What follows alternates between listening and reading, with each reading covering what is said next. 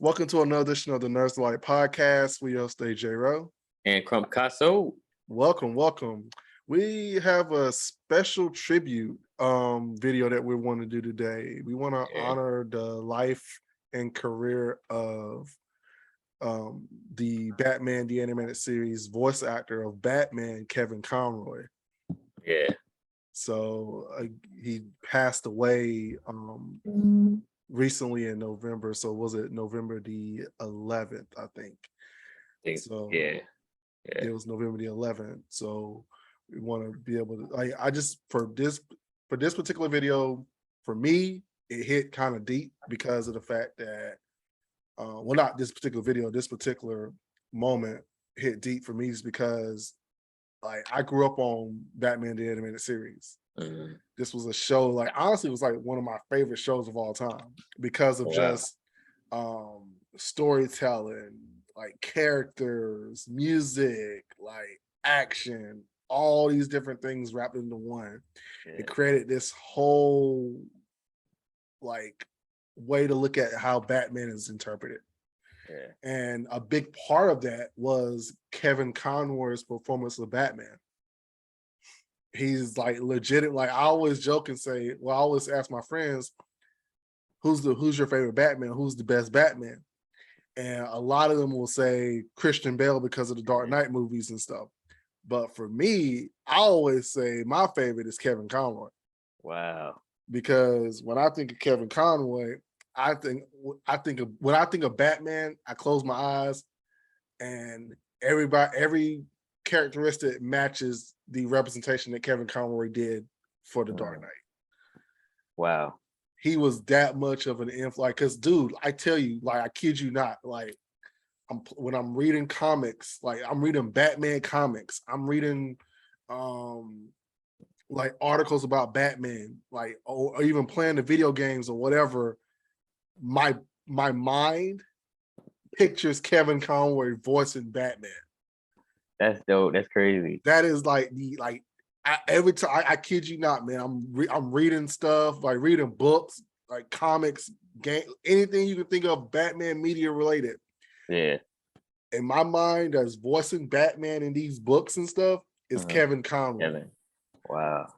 That's how iconic his voice was to me. That's dope. That's crazy. Crazy. And another thing too, I'm pretty sure you know this too. He also voiced Batman for Justice League, the old cartoon, the cartoon that came out in the 2000s. Yeah, he voiced him for that too, and obviously he did a great job. Everybody in the cast did a great job, but obviously, you know, Batman was like one of the main characters. But his voice work in that particular cartoon was, you know, just as iconic. Yeah. And I didn't realize that until recently that he was the voice in the Justice League also. Mm-hmm. Yeah, I didn't know that. Yeah, it was like that all little shared universe. They had like Superman the Animated Series, Batman the Animated Series, Justice League, Batman Beyond. All that stuff was like kind of wrapped into one universe. Yeah. So and it was good storytelling, like to tie everything together and to keep the same voice actors for the projects. Yeah. And it's funny, I was about to ask you a similar question, kind of similar to what you just said about keeping the same voice actors. Was there any project that you heard that you were just like you recognized his voice and was like instantly like, yes, they got him? Oh yeah, for sure. Yeah. It was a lot of it was those. It was one for example was the Batman Arkham games. Like when I heard it, I was like, "That's Kevin Conroy. Oh, that's Batman. That's Batman for animated series. Got it." Yeah.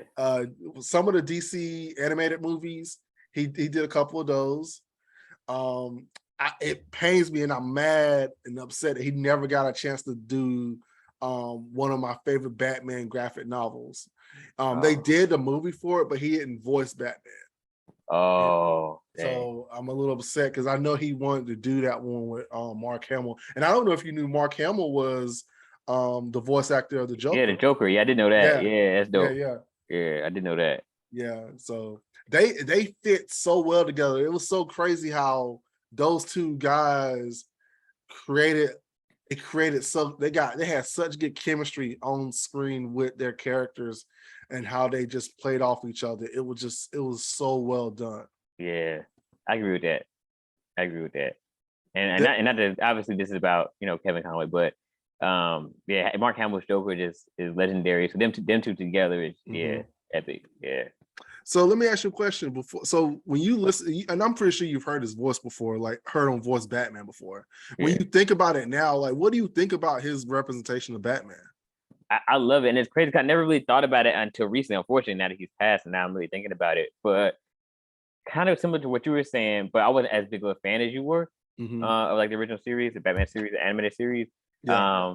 But that's kind of what I grew up on. So now that I'm thinking about it, like he is Batman. Like that's what I hear like instantly. So as far as what I think about like his portrayal, I feel like it's pretty much perfect. And I could be biased, like I said, that's what I grew up on. Like he is Batman. Like that's Batman to me.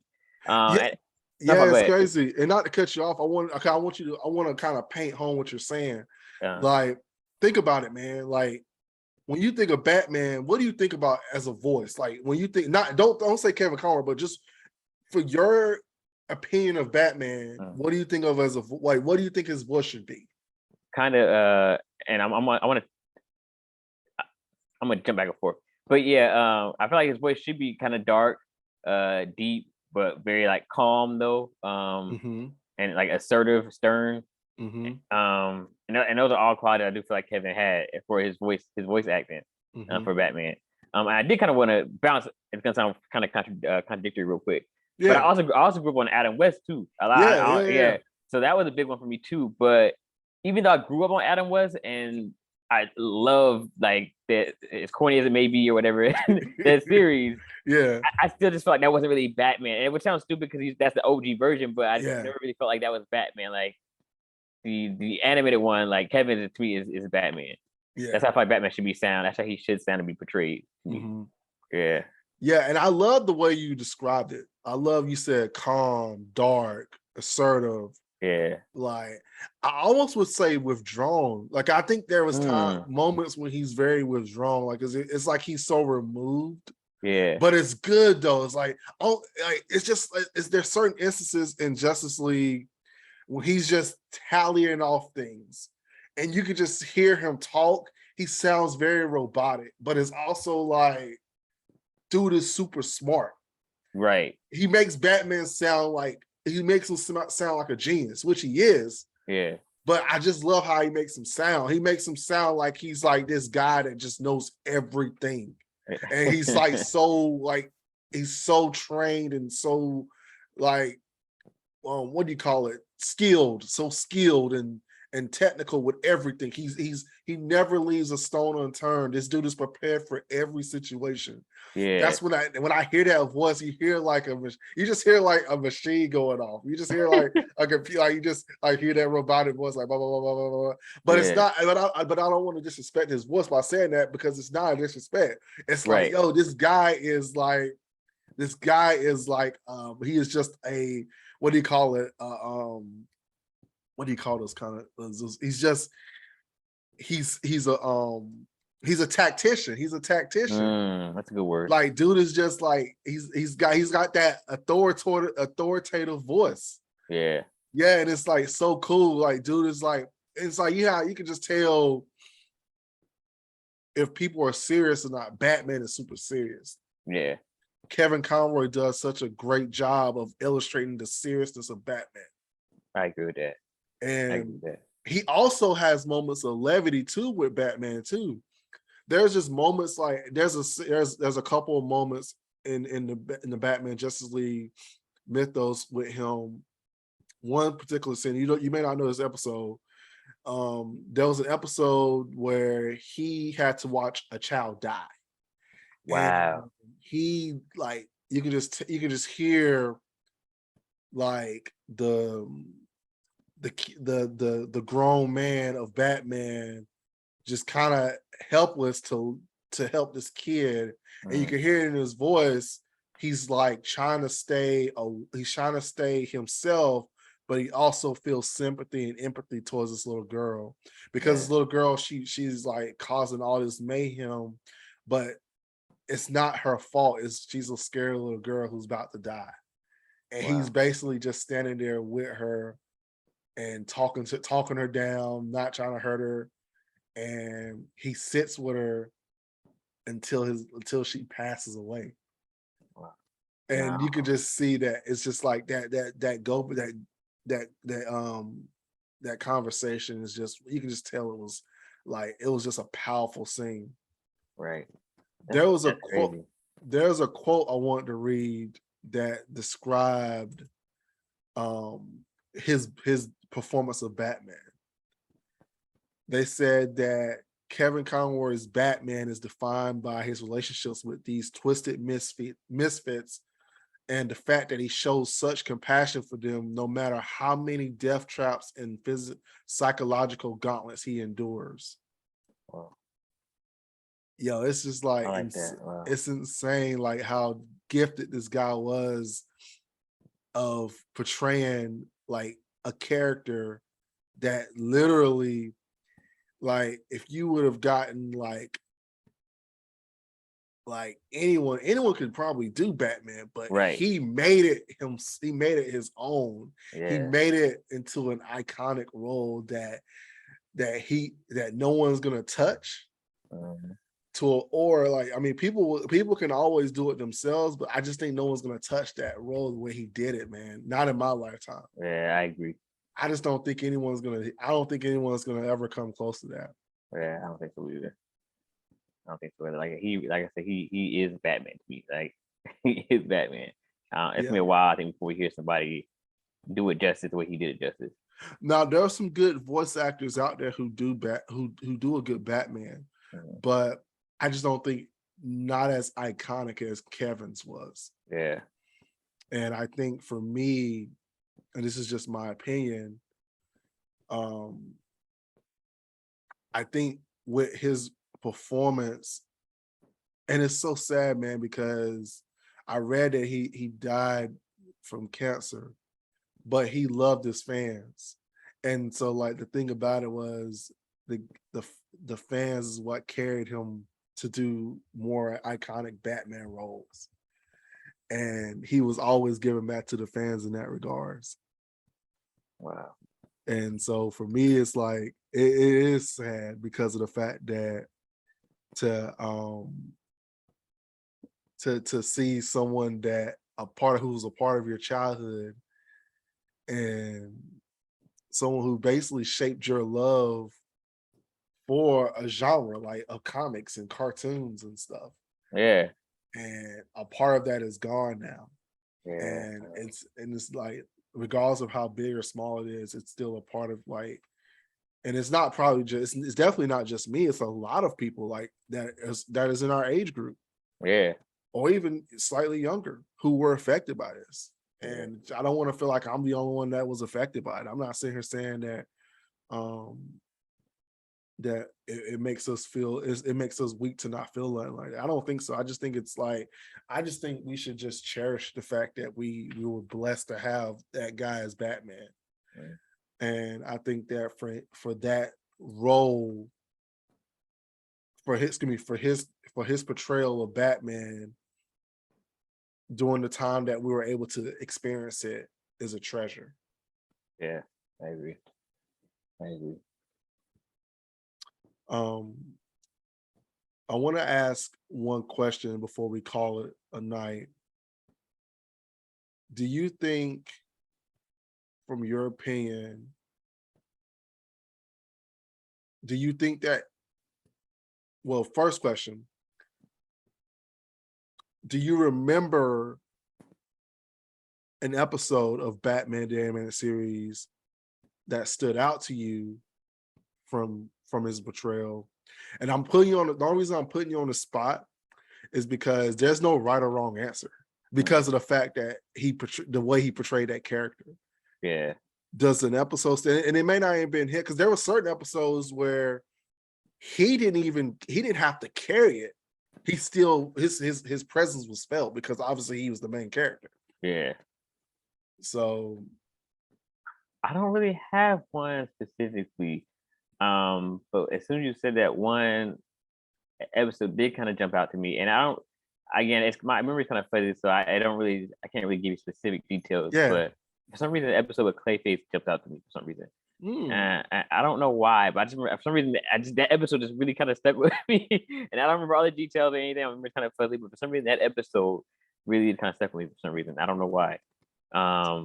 It was probably because of what happened, how the guy probably became Clayface, and then how he like how I read you that quote, like how he empathizes with his misfits. Yeah, that's probably what it was. Because Clayface isn't really one of like my top like 5 villains or anything on Batman, but for some reason that episode was the one that like jumps out at me. Yeah.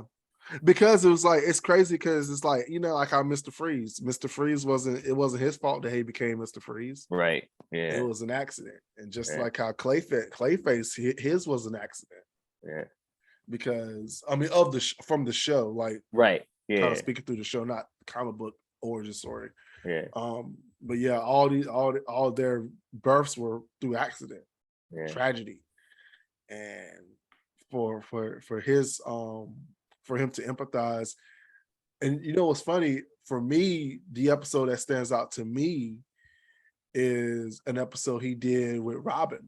Actually, it was one, I don't know if you remember it. It's one that he did when it was a Scarecrow episode, and actually there's two. So it's 2 Robin episodes.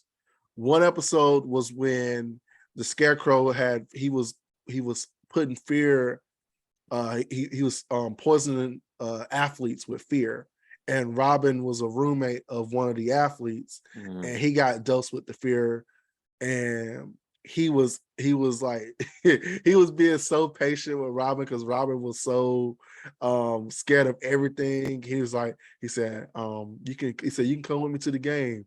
He said, I just need you to be my lookout. And he said, I'll even drive real slow for you. And then when you see the episode, he drives real slow for him because it was just, I was like, yo, it's just like just to see that. And then the other episode was when, I don't know if you remember Robin's origin story. It was called Robin's Reckoning, and it was a 2-part episode. And he was talking like Robin. This is when Robin's his parents' murderer came back into Gotham.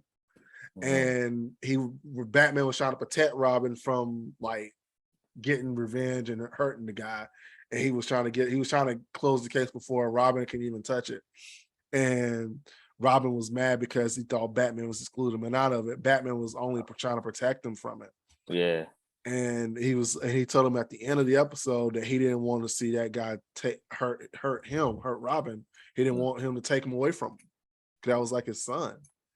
And Robin didn't even register it in his mind that, oh wow, yeah, he said he didn't realize that he's doing this to protect me. He wasn't doing it to like take him out, take him out. It was just doing to protect him.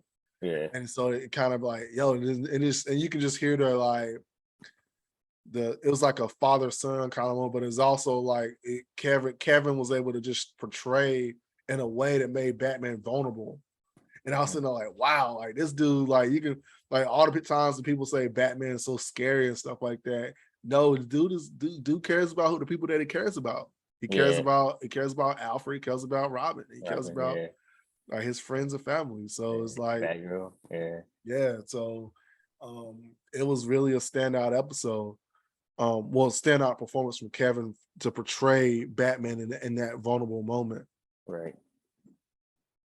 So I don't remember that one of Robin, but that's pretty dope. Yeah, there was a lot of good episodes like that really showcase. And there was another one with Jim Gordon when Jim Gordon got hurt, and he got hurt by one of Jim Gordon's rivals, the Jazz Man, and Batman couldn't stop it in time, so Bruce quit being Batman for a brief moment, and then Robin was trying to talk to him, and he was talking about and he was Kevin's portrayal of Batman at the moment was talking about how he showed like the pain that his friend was suffering in the emergency room while he was powerless to help him. as well as like how he was even somehow, he said, what if someone else gets lucky next time and hurt someone else close to me, like you, Alfred? And said like it was just like you can just tell dude was just battling so many different emotions at the time. Yeah. And Kevin just portrayed it so perfectly. I was like, yo, a cartoon shouldn't be this deep, man. It shouldn't be this deep, but it was deep, and I appreciate it so much. And it makes you fall in love with the characters even more. Yeah. So, but yeah, that was my favorite. That was a standout episode. And I was going to ask you, was there a character? Because I said it before about with him and Mark Hamill, but I think you're going to probably say the same thing. Do you think that was the character that? I mean, well, that was the character that really elevated his game with Kevin. Yeah, I do. And Mark Hamill is such a great actor in general, not even just voice actor, but yeah. But in specifically speaking with this scenario, he continues to do such a great job with Joker. It's amazing, and I just feel like Mark Hamill's level of acting, Devin probably brought up Kevin's and vice versa. I think they brought the best out of each other for sure. Yeah, and I like the fact too that they've never done a project without each other. I didn't know that. Wow. They've never done a project without each other. There have been projects with Batman and Joker, but they've been other people. There's never been one of them. Oh wow. They like Kevin has done Batman before without Joker, of course. But what I'm saying, like with both of them together, though, yeah, both of them are up there. Both of them. Wow. Yeah, and it's not just one or the other. Yeah, it's always both of them. If they do it, it's wow. That's dope. Yeah. That's dope. So is there anything else you wanted to add before we close out this episode? Nah, he just definitely will be missed for sure. Yeah. RP to the Batman for sure. Yeah. Yeah, I agree with you. And another thing I wanted to touch on too, he did a piece. So also just again, I'm pretty sure you didn't know about this. He did a piece about finding Batman. It's a graphic novel called Finding Batman, and it talks about his struggles, like acting, taking care of family, religious, difficulties growing up as a gay man. It talked about like his friends and family passing about AIDS and stuff going on. And so it was just like you can just tell like and I think that's what makes it even perfect with this guy is the fact that he brought his personal struggles into this role. Yeah. And that's what I can appreciate and respect. Yeah. So yeah, I did not know about that book, but that's really interesting. Yeah, it's free online. And before, I think you had to pay for it, but now because of his passing, they made it free online for people to read. Oh, that's cool. That's cool. So again, let's just say thank you, Kevin, for giving us so many years of work, so many years of passion, so many years of just being such a great trendsetter and a pioneer of Batman. Yeah. And you will be missed. And I will continue to, to the wheels fall off to say that you were my Batman. You were always my Batman. And I just appreciate so much for you doing this role. And I knew it was very transformative for my life as being a great Batman, being a good Batman fan. Yeah, for sure. And of course, like I can't any episode without pointing it out that we had to represent today for the Batman. Even our logo was kind of inspired by exactly. The logo for Nerds Delight was inspired by Batman. But thank you guys for tuning in. Click like and subscribe for the channel and also for videos. And we just want to say thank you again, Kevin. Thank you. Talk to you soon. Peace.